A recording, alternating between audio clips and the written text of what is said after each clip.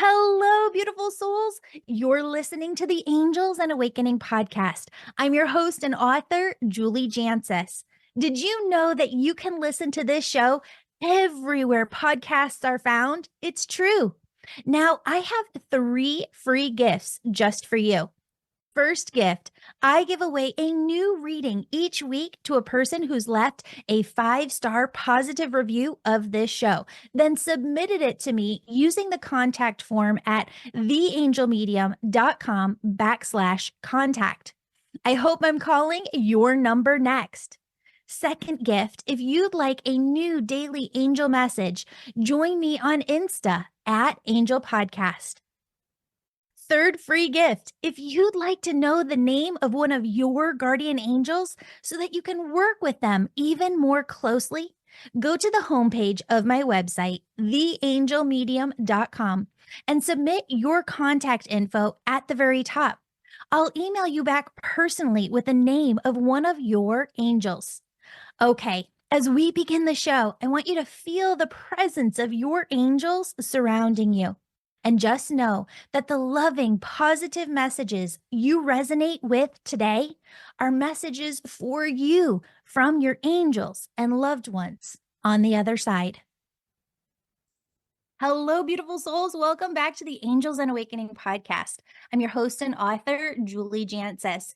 And friends, today we have Ethan Nichtern here. He's the author of Confidence, Holding Your Seat Through Life's 8 Worldly Winds, and several other titles, including the widely acclaimed The Road Home, a contemporary exploration of the Buddhist path, a renowned contemporary Buddhist teacher, and the host of the Road Home podcast.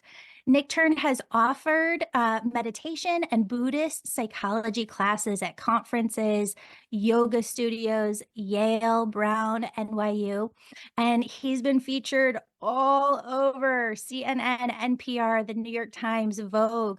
I'm so excited to have you here, Ethan. Thank you so much. You've got this beautiful work that you're putting out into this world and this new book, Confidence, Holding Your Seat Through Life's 8 Worldly Winds. And I'm really excited to explore this with you today. Thanks so much for having me, Julie. It's great to be here. Yeah.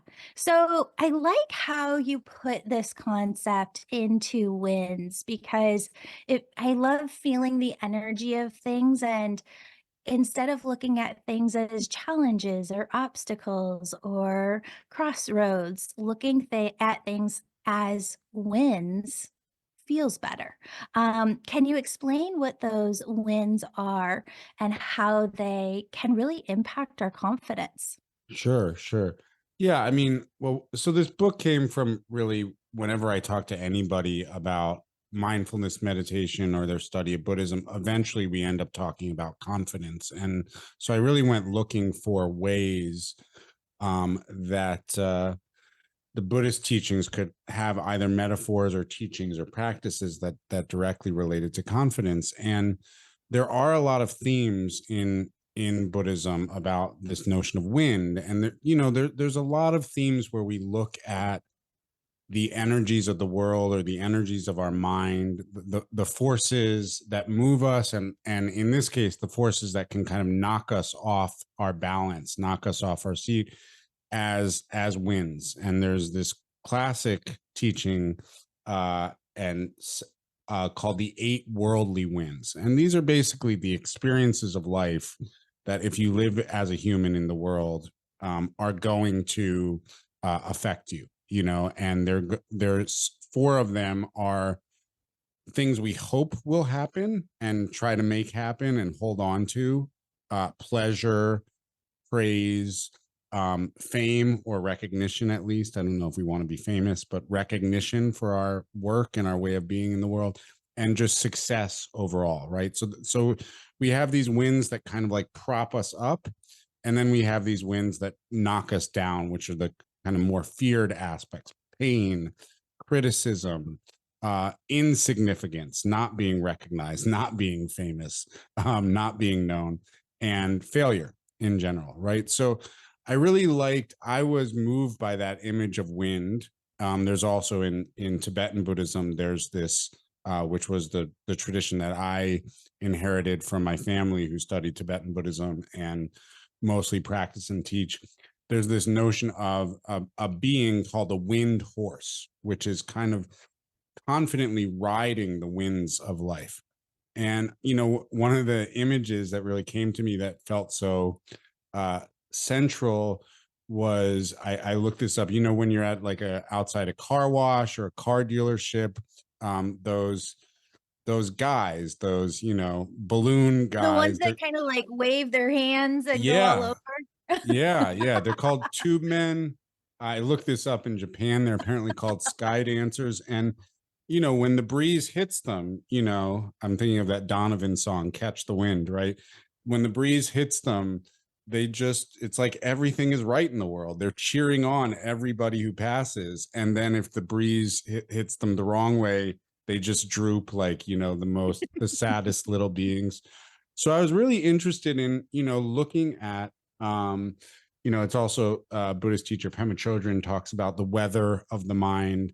I think first of all, there's something about the metaphor of wind, of looking at what happens to us in life as just forces or elements kind of moving through us that helps us sort of not take the whole thing so personally, and also look at it as elements that we're just working with. We're not saying, can I not experience any more wind? It's really more, how do I work with this? How do I hold my seat with the wind? And that notion of holding one seat, which is in the book's subtitle, is a metaphor for meditation, but it kind of changes the idea of meditation from some escape from life as a way to take your seat and learn how to actually ride through a really windy reality where we are going to experience pleasure and pain. We are going to want to be praised and be afraid of being criticized. We are going to seek success and, droop just like those two men when we fail at something.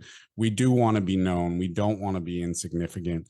And so how do we ride all of that as if we were holding a seat, and so it just makes the whole thing very human, very earthly, right? So I really like the wind metaphor, and I really like the tube men. So I felt like I had to run with that to talk about Oh confidence my from a goodness. Buddhist perspective. That tube men metaphor is just perfect because I love those guys. You see them all the time. They make me so happy when they're up. But yeah, I think you get sad when they go down. You feel their energy. Yeah. I really want to talk to the whoever the person was that said this is how we're going to sell cars. That's awesome. So in part of your book, you write that cultivating compassion for ourselves and others is foundational for genuine confidence.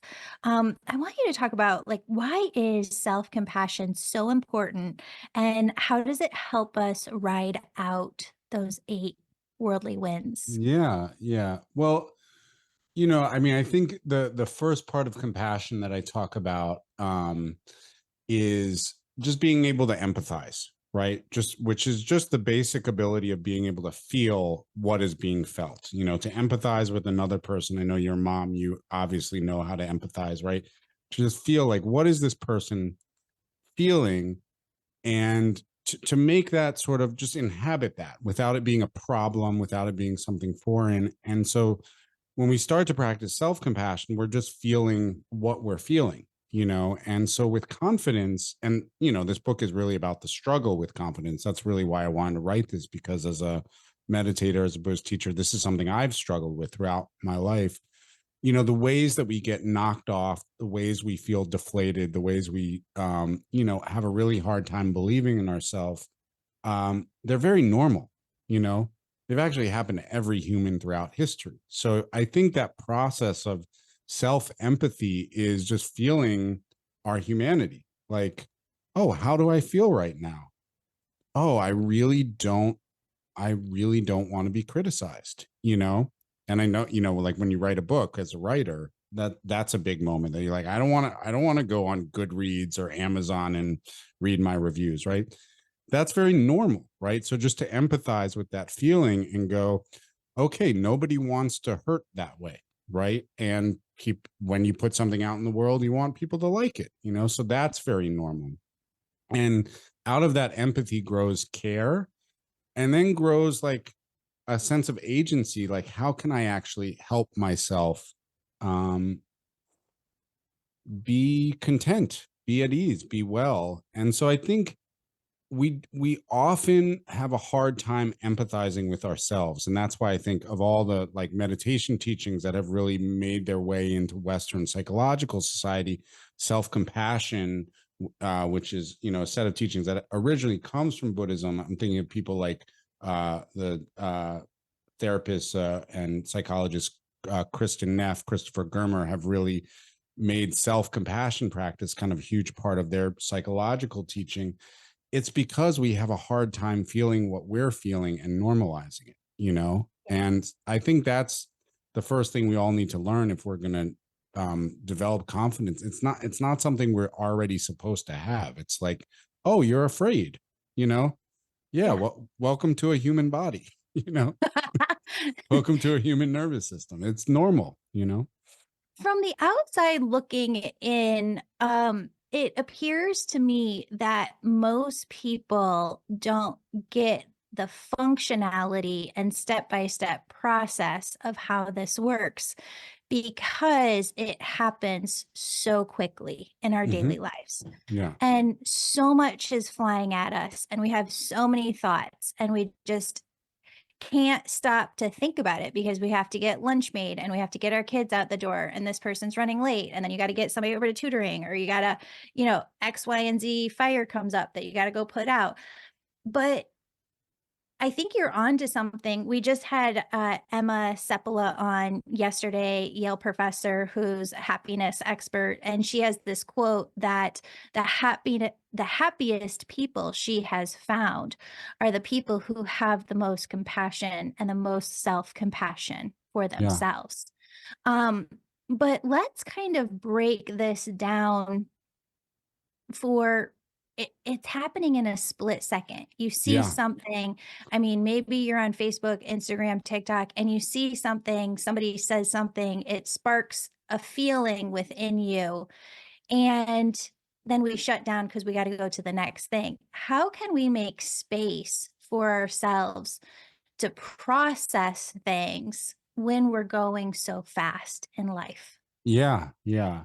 I mean, that's why I think it's interesting, because like the early in Buddhism, like the historical guy named the Buddha, he called these the worldly winds, right? Which means that when you step into the world, and he meant like when you're done with your deep, reflective, isolated, silent meditation practice, then you step into interactions, and you can step into interactions with your family, you can step into interactions with work. I mean, social media, you're stepping into interactions with like everybody at once, which is, we're really not prepared for that. I think it's like, oh, great. I struggle with, dealing with 5 people in my life. Now I get to deal with 5,000 simultaneously, you know?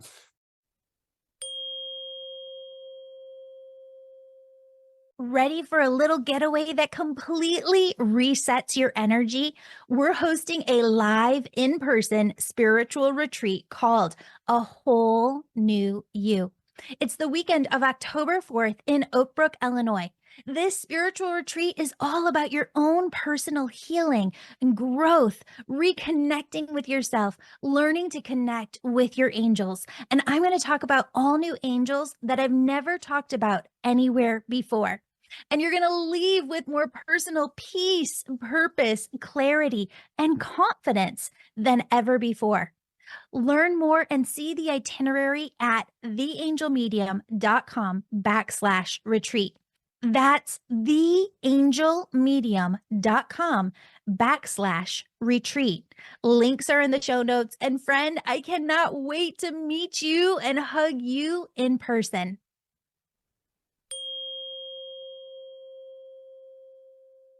The reason, that contemplative traditions emphasize periods of actually, like, whether it's like 5 minutes a day, which I think is a great way to start meditating, those periods is you allow your mind to slow down and you remove all the kind of stimuli of the world, which do come at you fast, which do maybe trigger, to use a, or activate you.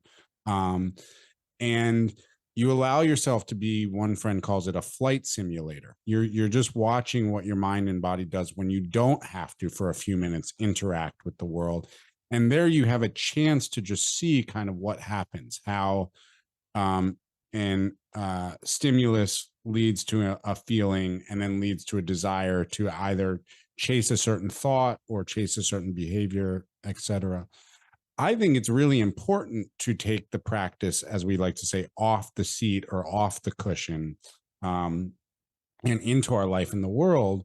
But you need a lot of compassion to do that, because it's like stepping into level 10 of a video game, and that's when we're actually looking at how our mind works. And this is also why people do therapy and do, relational retreats and all these things, is you get to remove yourself from the Mhm. world for a moment to actually reflect, like, what happens here, what happens for me. And so I think a lot of that sort of off the mat practice can just be saying, like, I just want to highlight one thing, let me just, because life is going to come at me very fast, and let me just set one intention, right? So that's why you see, like, be kind, right? Whatever else, like, I may not be effective, I may not be, I may not say the brightest thing in the room, but just let me see if I can focus on this one element. And just acknowledging life is coming at us fast for everyone, and with where our technology is at, it's coming at us so fast, and that's also why we act like jerks a lot of the time on social media, because we're having a reaction that is actually undercutting our confidence in some way. And then, we're typing or whatever we're doing before we even know what we're doing, because we're not reflecting on it. And Mhm. so I do think it's important to have those periods of time, whatever kind of practice we do, to step out of the world. I mean, it's a weird thing to call this worldly, because we're always, even when the Buddha was, by himself under a tree meditating, he was still in the world, right? But stepping out of relational life, and taking some time to reflect, I think that's something we all need to find ways to do. And then when we step back into the action, so to speak, we have to say, what's my intention here? Can I make it really simple? And can I forgive myself if I don't do so well at level 10 of this video game, which is where I think the self compassion comes in. Like, I'm just going to keep learning as I go, and from that standpoint, life is a little bit like a video game. We say something stupid, or we don't respond well to a situation. You do actually get to do those things again. I mean, sometimes we do make mistakes that ruin situations, but that's relatively rare. So I think that's the other thing about self-compassion, is it allows us to just stay in the practice. Okay, I got activated there, I didn't say quite the right thing, or I missed that opportunity. I can try again. I can make an amends, and then I can try again. So yeah, but there is a real, if this was a video game, the degree of difficulty of silent reflection is actually pretty high, to look at what the mind is doing, and how we are reacting to things without really, always without awareness. And then you go into your worldly relationships, and the degree of difficulty goes up, exponentially. So we have to have some kindness for ourselves. And when you say the degree of difficulty of just finding that silence and that stillness, is it just making time? Is that what you're talking about? Or it's hard to, once you're in that silent stillness, actually get to that place of self reflection and allow yourself to tune in?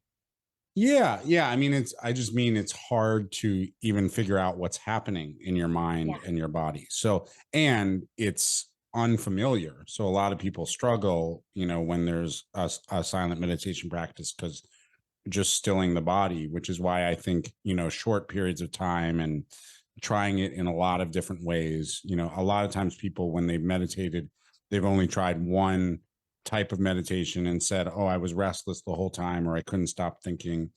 But actually, even when you have a meditation session where you're thinking the whole time, you are actually more aware there. You're actually making progress than if you weren't meditating, because you're actually noticing a little bit about what's happening to you. But that's still hard. It's unfamiliar. It can be unsettling, and your mind is still moving very quickly. So seeing how you're Mhm. reacting to things happens very quickly. And then when you introduce, like, oh, here's this annoying person I work with. I mean, we might be their annoying person. Um, or you introduce, oh, here's social media, and oh my gosh, now there's this, political debate on social media, and that the reactions happen much, much, quicker. And we have to just say, okay, I'm not going to catch everything. Let me just see if I can slow down and see what's going on here, you know? So I just want to do a check in with our audience and tell me if this resonates for you, Ethan. But what I've been seeing a lot lately, and you and I are so blessed in that in our work, we get to spend more time in that reflective space. Um, I've been seeing a lot of people around me, and I'm not exaggerating. It's probably been about 10 in the last week who've said, I just want to move to a remote location and not have anybody else around me. So if you're Nice. wondering, am I a person who needs to like hone in on this compassion and self-compassion process and just feeling what I'm feeling? I think that's a really, really good indicator right now that if you're using that language of, I just want to move away from this all, I just want to be in a remote location where nothing can touch me, there's probably a lot underneath the surface that needs to be unpacked, and that you have a lot that you're dealing with and need that self-compassion for yourself. Yeah, yeah, for sure, for sure. I mean, I think it's on the one hand, some of it is just like, are you a city mouse or a country mouse, right? And it takes all kinds, right? But I think what you're talking about is getting to this.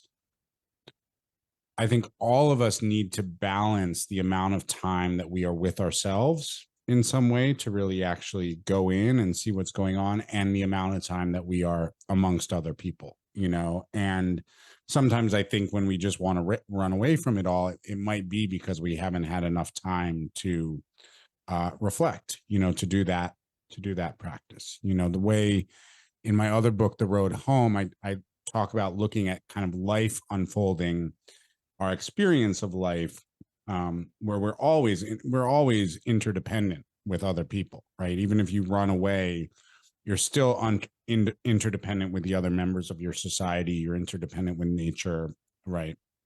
So um we always have that connection, but there's a personal level of our life, there's an interpersonal level, and then there's a collective or shared level. So when we have like a community board meeting, that's the collective level, or a parent teacher association or something like that. When we're in connection with a friend, or a partner, that's interpersonal. And when we're on a contemplative retreat of some kind, or we are just, okay, I went off grid, I learned how to power everything myself. I'm growing all these vegetables, I'm raising goats or whatever it is. Um, we're deep in the personal level, and what I would argue is everybody needs balance, and we're usually good at practicing on, one of those levels, or two of those levels. Like, as because your mom, when your kid is very young, right? That's actually like the early phases of parenthood, especially motherhood. Like when I was talking about that book, I argued that's kind of like you're on an interpersonal retreat. You have very little time for the personal, and you have very little time to kind of raise your head and be like, what's going on in the larger community or culture or world, right? So, but I think the healthiest path, we have some of each of those levels that we're checking in with on a regular basis. So it could be when people want to leave it all behind, um there is that quality of just things feel out of balance, on those levels. Yeah, 100%. I wonder if we can talk about this because you talked about the eight worldly wins, and some of those are praise or that success. And on the flip side, that insignificance or that failure. And there's some notion within our society and our world, I see it especially here in the United States, that you're not supposed to have wants or needs. But there's so many people, and I see that in every single author that I interview. Their heart is just so pure, and they just feel called to bring a message to the world and Hmm. reach as many people as they can. And it's not in an egoic way of egomaniac, me, I just want this fame. Yeah. It's, I want to help serve. I want to help bring people back to themselves. I want to help people have a better experience of this life and live in a better way. Yeah. What have you seen and how do you describe it within the eight worldly winds of wanting to have that, I guess, pleasure, praise, recognition, success that you talked about before? Is it wrong? Yeah. So, I mean, I think there is, especially when you get into spiritual arenas too, when you bring that in, especially in like Eastern spiritual traditions like Buddhism, there's this real questioning of anything that looks like it's ego, right? Mhm. We have to really define what we mean there because we don't mean having certain experiences like want or not. I mean, some people, as you're saying, like really want to be known, you know? And I always think it's really interesting when you meet somebody who wants the good things, the hopeful win, the four hopeful wins, pleasure, praise, fame, and success. Like when you meet somebody who wants them and they feel not conflicted at all about wanting those. And there is that part of you, if you're a spiritual person or if you just, came of age. I mean, there's different spiritual and social conditionings that make that like so hard. But when you meet that person who's just like, yeah, I want to be famous, I want to be successful, I like good food, whatever it is, and you're like, how do you get away with that? There's that part of your mind that's like, oh, really? It's okay to want, and that is just realizing it's okay to want is the same side as realizing it's okay to be afraid of the flip side, the feared side of each of those coins, right? Pain, criticism, insignificance, and I mean, who wants to be insignificant, really? Like, who wants to fail? Like, you're not supposed to want those things. We're afraid of those things. So if it's okay to be afraid of those things, then it has to be okay to want the other things.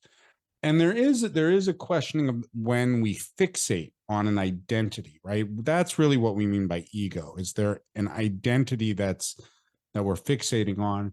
And then you mentioned the idea of service, which is a big theme, I think, and is a big theme in Buddhism too, that we are meant to acknowledge that we're interconnected, right? That compassion is a big element, but that could also mean, if we spent a lot of time being of service to others, it could mean that what we need to work on or practice is being of service to our own vision, our own needs. So, it's interesting. There's not really none of this is problematic, right? It's just we're actually looking at that's why I like the metaphor of winds, is it's just like these are just blowing all the time. Like you can pretend they're not blowing and be like, that's peace, right? I don't want anything, I don't fear anything, you know? And it's kind of like if you meet somebody who's saying, I don't want anything, I don't fear anything, I'm like, bullshit, sorry to excuse my French, Yeah, no, I BS. love it. um and that's like when you meet like when you like I talk about this in the book, like in terms of the chapter on recognition and insignificance, I talk about like the kind of I never thought I was going to be like a Buddhist teacher or something. I always wanted since sixth grade, I wanted to be a writer, and I like that idea of becoming a well-known and successful writer specifically because it perfectly satisfied my kind of balance of extroversion and introversion, where you uh, you you want people to know your work but not to know your face. That's like famous writers often can have that balance, right?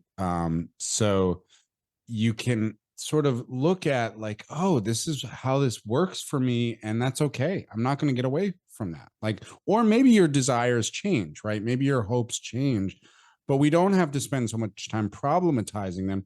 We can put them in a larger context of how can I use this to connect with others, right? It's not just all about me, so there is some downside or danger in making our wants just about ourselves, and ignoring everybody else. That's a big problem in the world when we don't see, oh, there are other sentient beings here, there are other people here.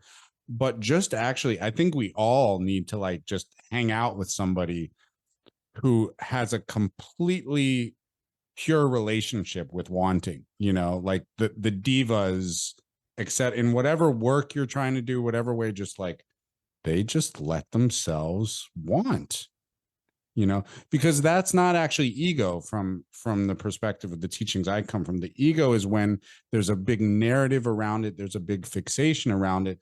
But the idea of the eight worldly winds is those forces are just that's being human, you know desire for fame, fear of insignificance, for example, that's just human. You're not going to get over those winds. It's like you're not going to stop the weather from being the weather. It's how do we work with it, right? That's the key thing. So um yeah, I mean, I think I got over the idea that I wanted to be a best-selling writer just when I realized like, oh, that's kind of actually like luck more than anything. And I'm just happy I get to keep like writing books and they get published and a few people read them and it helps the other work I'm trying to do in the world. Like that's enough. So when our wants hit the possibilities of the real world, sometimes they change, and you realize I'm not going to get everything I want, but we should allow ourselves to just experience what we're experiencing, right? It's actually the ego comes in when we're not allowing ourselves, we're constricting our experience in some way, you know? So Yeah.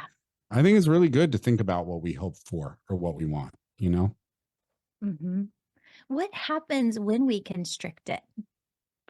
Yeah, well, it turns into from a Buddhist standpoint, it turns into a set of habitual patterns where we feel like I have to live in this constricted space, right? Whenever anything comes up, I have to try to control my response and my experience so that it fits into this kind of limited, constricted space, right? So if we've learned, for example, it's not okay to want success, then whenever the possibility of success comes in, you learn like, oh, don't talk too much about yourself, or let's say you have progressive political views about like the distribution of wealth, which I do, but then you go, oh, somebody wants to pay you for something, and you go, oh, I can't really accept money, it's like, well, your landlord or your bank can definitely accept money, so you right, but that's a kind of constricted view where you're like, oh, I have this habit energy around money. That's the term I like, habit energy, which is the way Thich Nhat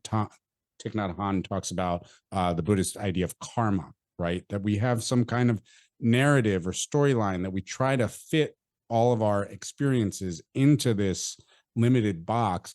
And that's the ego from a Buddhist perspective, is that sort of limited narrative that we try to fit all the weather that happens into this box, and we end up suffering because of that, and we end up being less helpful, um than we could be, Yeah. and it's nice to actually try to work with letting the mind and the heart be as it is and working with that rather than trying to make it be some other way, which is this habit energy way of being in the world. Hmm. And I felt this within my own life over the last couple of years, as we've been working on this TV show in different variations with different producers. And I felt this always, but I got to a point of just complete peace and acceptance a couple of years ago with it, where I completely released it, because there was a point at which it felt like it was never gonna happen, and now it feels like it really is, but either way, in my heart, the energy just feels, if it doesn't, I'm still me. I still Right. have my family. I'm still, regardless of whether or not the TV show happens, my life is gonna end the same way. I'm gonna pass away, my family's gonna be there, and that's all that's gonna have mattered. And if it happens, and if it doesn't, so be it. We've put Yeah. so many messages and ideas of hope and inspiration and ways that producers and really big people who are working on big things can take the narrative and change it. And I'm Mhm. really proud of that work so far too, because I see things in the background where I'm like, "Ooh, that person took this idea that we talked about and they're running with it in this Hmm. direction." And do you see that as the balance, that acceptance and surrender between the 2, the 4, good earthly winds and the 4 negative? Yeah, yeah. I mean, I think with the TV show, that's a particular arena of success and failure, right? And you want success, you want something to come into being and reach a result or a fruition. And there's some, there's some aversion to, if not, you might not experience it as fear, but there's some not wanting it to fail, right? And to really work with the hope and fear there has to be a quality of, acceptance, which I think is, or at least allowing, which is what I'm calling what the meditation teachings call holding your seat, right? But I mean, you want the TV show to succeed, right? So that's the interesting um I think certain athletes are really good at this, where you show up fully and you're like, I'm gonna try my best to, the final whistle. But if it doesn't happen, it's okay, And I think that's really the sweet spot where we're really working towards something, but we're also letting go as it's happening. But to really do that, to me, you have to rouse your confidence, but you also have to really feel what you're feeling. You have to feel fully, I really want this to happen. It's kind of going to suck if it doesn't happen, but I will still be me, and that's another word in the early Buddhist teachings that's often really confusing for this experience of confidence is equanimity, right? It's when we're working with these winds, but there's some balance. Balance is another word. Resilience is another word that comes up to being able to hold that. But does that come up because you've let go of your idea completely? No, you're still pursuing the idea to a certain degree. You're pursuing opportunities, but there's also this, what? Things don't work out, And I do think there's a little way for me that it's just like being on the path of being human, where you just realize nothing ever quite works out, the way you thought it was. Even the things that go mostly the way you thought they were, it's always slightly different, and that's okay, But I do think you have to let yourself. I think the problem with a lot of spiritual teachings, is that they're often presented as like let go of the want. And I think Mhm. if we're really going to reach that place of acceptance, you actually have to say, no, I really want this. And I'm really afraid of that. And I can hold my seat with both of those. And whatever happens, I will be okay. You know?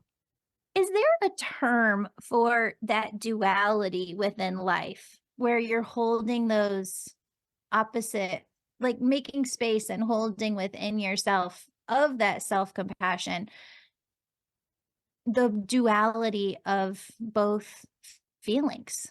Yeah. Yeah. Well, holding, I mean, they're gonna, that's the point. They're gonna happen no matter what. So, there are these the non-duality is a term that comes up in Eastern spiritual traditions, and it means multiple things, but here it could just mean whether the outcome you hope for or the outcome you fear arises, there's an acceptance, right? There is supposedly, I mentioned this in the chapter on pleasure and pain, which is kind of the first and the most physical and nervous system related of these 8 worldly winds, each in 4 pairs. So there is this in Tibetan Buddhism, there is this term for a kind of uh, highly exalted and highly advanced state of meditative awareness where whatever arises in your experience, whether it's pleasant or painful, not only do you accept it, but the mind is actually curious and appreciative equally, right? So in other words, the mind has reached the point where success or failure, it is, uh, award-winning TV show or financial ruin, Yeah. and disrepute, which that's not, it's not going to be that extreme, right? But we're just kind of caricaturing it to make the point. But whatever happens, the mind is going, well, this should be interesting. Wow. So at that point, there's not exactly a privileging of pleasure over pain or success over failure, right? That's a very exalted state of meditation called one taste, right? It's like whatever comes, it has an interesting flavor and you taste it fully. I don't know that we're going to get there, right? But we might get to a place where there's like, oh, you know what? Failing will be interesting, you know? And I think people who succeed a lot actually take that attitude because they're like, oh, you know what? If I fail, I'm going to pay attention. And Mhm. and then I'm going to show up and practice again, probably with a little bit more skill and aptitude. And then maybe the next time, the ball will be moved forward, So I think we can all access a little bit of that one taste, like just where you're, I do this with my daughter, because she's almost 7.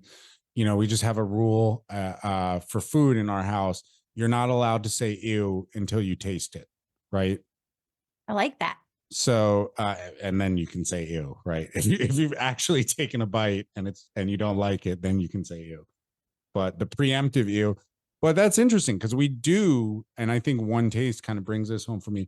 We do the preemptive ew a lot of the time. We're like, well, I'm so afraid this is going to happen, so I'm not even going to try. And you're like, well, you don't even know what that feared experience looks like. We have so many theoretical ideas of what failure or pain or criticism looks like that it's like, taste it. Let's taste both sides of the coin. Let's feel all of the wins, and then we can gain some appreciation. And so I do think that's a really healthy attitude in this arena of like, what does it taste like to fail? What does that wind feel like? Let's actually appreciate that. I'm not saying let's try to fail, but Right. yeah, Yeah. Experience it as you go. Just allow yeah, yourself to be with the experience. I like that. Um, you'll like this because you've been wanting to be a writer since you were young, and I completely get that. I think being young and having big dreams when I was young, I looked at things like, it's going to be easy. I'm just going to go out, write a book. Um, and you learn so much along the way. And I've looked at so many different things as it's just going to be easy. And some things have, but other things are so much work. And you yeah, realize how much work it really is to do something and how you weren't at that level before, but doing the work and failing and just trying and trying things different ways, learning from different people who are doing things successfully. You learn, oh my goodness, spirit is trying to level me up in so many mm, different ways here. And I think that's the experience of life that I just enjoy so much is realizing you're never going to be done. There is always another level of yourself that you could advance to, not in like a success or ego way of just like, oh my God, it makes me sad sometimes. Like I have this vision of I'm going to be at the end of my life and think to myself, I didn't get to read all the books. I want to Right. read all of the books. I want to know all of the things. I want to do all of the things. Um, but yeah, have you found that along the way too? If you think it's going to be easy and then you just find yourself leveling up, leveling up? Yeah. Yeah. Well, I also think I love what you just said. And I also think part of it, like I'm thinking about just tracing through the example of wanting to be a successful writer when you're young. And, a lot of times when we feel a drive and also when we feel envy or jealousy or competitiveness, we don't really know like what the work entails, right? So you walk into a bookstore when you're a teenager, let's say like me walking into a Barnes and Noble bookstore, and you see the books laid out on the table and you're like, I want to be there, and you have just a glimmer of an idea of like how those books got to be there. And, later on you learn a little bit of that is good timing and, catching often best-selling books like catch a certain wind, right? And to use that metaphor again, but you miss like all the parts of the creation process that you don't know how to do. And there's an impatience to that as well, and it's only through many years of practice that you learn, oh, okay, here's how you get an agent. Oh, okay, here's how you write a book proposal. Oh, okay, here's how to present this part, here's how to present that part, and each time you do it, maybe you fail. And that's why I really like the word practice, like what is my practice. I think that's something that meditation and yoga becoming widely, like just making those words when you're training in something, to view it as a practice, because practice is something you do to move your skills forward. That doesn't really count. Practices usually are not, batting practice is not graded. It's just, you're just working with it to hone your skills. And I think in some ways we have to look at even the real thing as practice, and I totally share that sort of like FOMO, of the end of life, of I want to do all the things, etc. I think it's important we accept limitations. I think of somebody I know, a great author I know, who actually wrote a really sweet blurb for confidence, named Oliver Berkman, who wrote a book called 4,000 Weeks. And it's about, he's a Buddhist author. I don't think he formally identifies as a Buddhist, but he does talk about Buddhist principles a lot. So 4,000 weeks it's a little less than, but it's basically the amount of our lifespan, average lifespan, converted to weeks, right? So it sounds a lot less when you look at it that way. Like it's a little less than 80 years. We have 4,000 weeks, right? And so Wow. just saying like, I have this limitation and I'm not going to do everything, right? I'm not going to read all the books. Um, and I mean, that's a totally different way to be in a bookstore, by the way, right? We all want different successes. One person could walk into a bookstore, be like, I want my book to be here, right? Another person could walk in and be like, I just want to read all these books, Third person walks in and goes, I just want to get a cup of coffee, um, Yeah. so that's the other thing Three about people success. walk into a bookstore. Yeah. But success and failure, it's very subjective. It's like, it's really based on what your own wants, what your own hopes and aspirations are.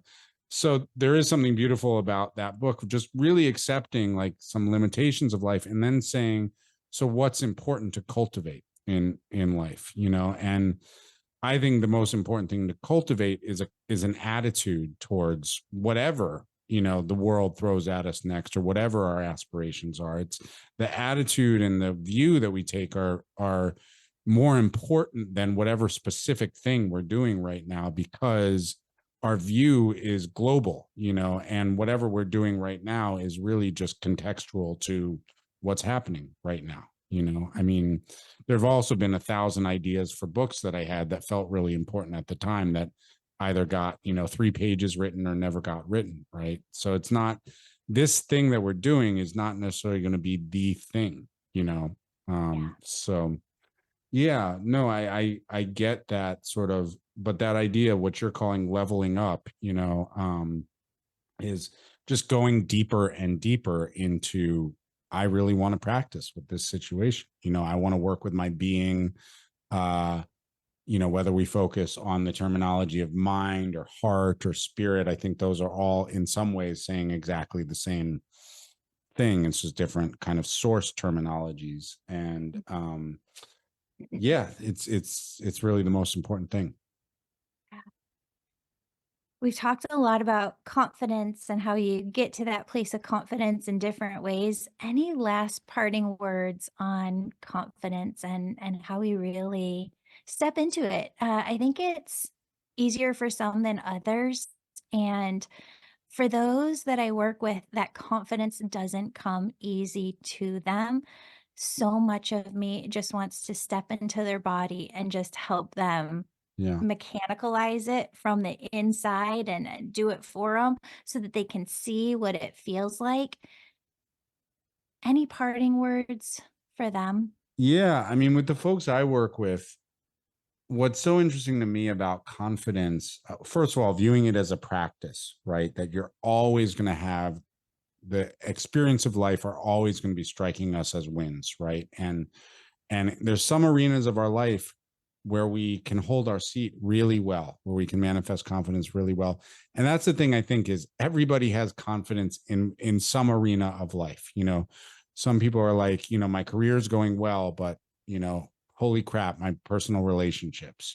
Some people are like, oh my gosh, the world, although my personal life's going well, but the world is falling apart and I feel like the apocalypse, and it's really hard to show up to the larger, world in turmoil right now. Um, so I think some people, you put me in front of a pool table, I will act like, completely present, but then I have to speak in public, and I will freeze up. So I always ask people to think about a place that they feel like they can show up well and just hold their seat and meet whatever comes, whatever forces come, and just to contemplate what is happening there in the places we can show up with ease. And that's not happening in the places that it's hard for us to show up confidently. And is there some little tidbit, some little insight of what we're doing there that we can bring into the other situation, Oh, because I I love do that. think we all have places where we struggle and we all have places where, we're really confident. You say, put me in this situation, I can hold my seat. Put me in that situation, you know, I'm losing it, you know? So, yeah. Amazing, because it's so true. All of us do have that confidence in one area of life. And so if you can feel it, you're absorbing the energy of it, feeling what it feels like there, and then you can draw upon that to bring it into other areas of your life. Your book, Ethan, is Confidence: Holding Your Seat Through Life's Eight Worldly Winds. Please tell everybody where they can find the book and where they can find you, and we'll put all of those in the show notes below. Awesome. So, yeah, you can check out my website, Ethan Nichtern, NICHTERN.com. The confidence is available. You can find the link there on that website or wherever books are sold as of May 21st. So those are the places you can find me. But yeah, thank you so much, Julie. Oh, you're wonderful. Thank you so much for the work that you're putting out into the world, Ethan. You're a blessing. Thank you. Friends, I need your help reaching as many people as possible. If you'd like to support this podcast and help us spread more hope to the world, please book a session with me, join my angel membership, or take my angel Reiki school. What's the difference? If you'd like to know what messages your angels and loved ones have for you, you'll want to book a session with me. The angel membership is all about your own personal spiritual healing. The membership takes you on a spiritual journey that teaches you how to create your own heaven on earth. And the Angel Reiki School is for those who want to get certified in mediumship, angel messages, and energy healing all at once. These are 3 ways you can help us share a message of hope and love with more people than ever before. Register for one or all three at theangelmedium.com. That's theangelmedium.com. Now, let's pray together. As we do, I want you to pray in a way where you feel as though everything you want for yourself and the world has already come true, and you're giving thanks. Why? Because this is the best way to manifest. So let's begin. God, universe, source, thank you. We're so grateful that you've blessed this world with calm and peace for all. This calm and peace has spread like ripples, soothing the hearts of every soul. Thank you for opening our hearts to abundance, allowing each of us to live our most authentic life, and helping us to create our own heaven on earth. We thank you for the love and deep heart-to-heart connection that surrounds us every day in our relationships. We thank you for the abundance of health and aliveness we feel radiating from every cell in our and our families' bodies. Thank you for the gift of walking this life with us and guiding us every step of the way through your messages. We hear you through our own intuition, and we feel you walking right by our sides, and we overflow with gratitude. Thank you for financial abundance, an abundance of opportunities, miracles, blessings, and prosperity in every way. We know that you want us to succeed so that we can show others how you want them to succeed too. Thank you for the boundless love, kindness, empathy, and compassion that binds us all together. Thank you for the laughter, fun, moments of pure delight that fill us every day, especially today. God, universe, source, thank you for blessing us beyond measure and allowing us to use our souls, gifts, talents, skills, and abilities to serve the world. We love you. I love you. And in this we pray. Amen.